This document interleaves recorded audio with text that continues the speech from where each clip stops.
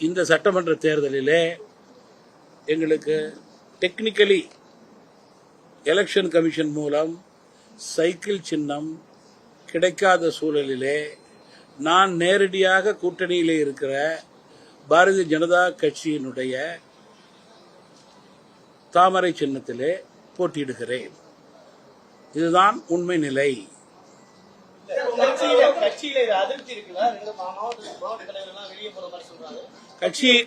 கட்சியை பொறுத்த வரைக்கும் நான் இந்த கட்சியை தொடங்கிய பிறகு 4-5 தேர்தலை சந்தித்து விட்டேன். முதல் தேர்தலில் தோப்பு சின்னம், இரண்டாவது தேர்தலில் ஆட்டோ சின்னம், மூன்றாவது தேர்தலில்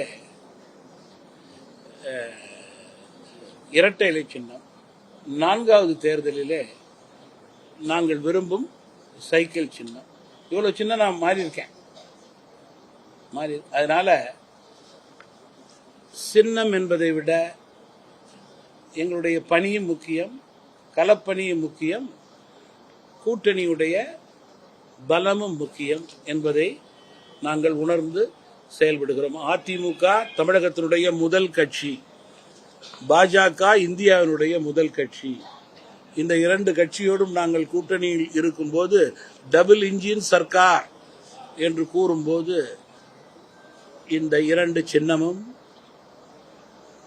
நல்ல அரசை அமைக்கக்கூடிய சின்னமாக நாங்கள் கருதுகிறோம். அதன் அடிப்படையிலே இந்த சின்னத்திலே போட்டியிடுகிறோம்.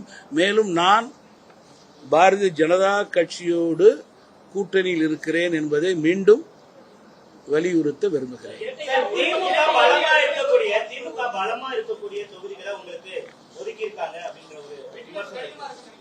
நாங்க அதை வேற விதமா பார்க்கிறோம். அமைச்சர்கள் தற்போது மக்களுடைய மனநிலையிலே பலவீனமாக இருக்கிறார்கள். காரணம், நேர்மை இல்லை, வெளிப்படை தன்மை இல்லை, ஊழல்வாதிகளாக பெயரெடுத்திருக்கிறார்கள். எதிர்மறை வாக்கு அமைச்சர்கள் மீது மிக அதிகமாக இருக்கிறது.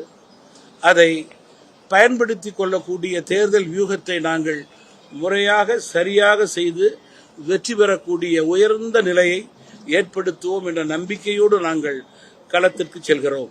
சாதாரண வேட்பாளரை விட இன்றைக்கு திமுக அமைச்சர்களுக்கு அவ்வளவு எதிர்ப்பு சாதாரண மக்கள் மத்தியிலே.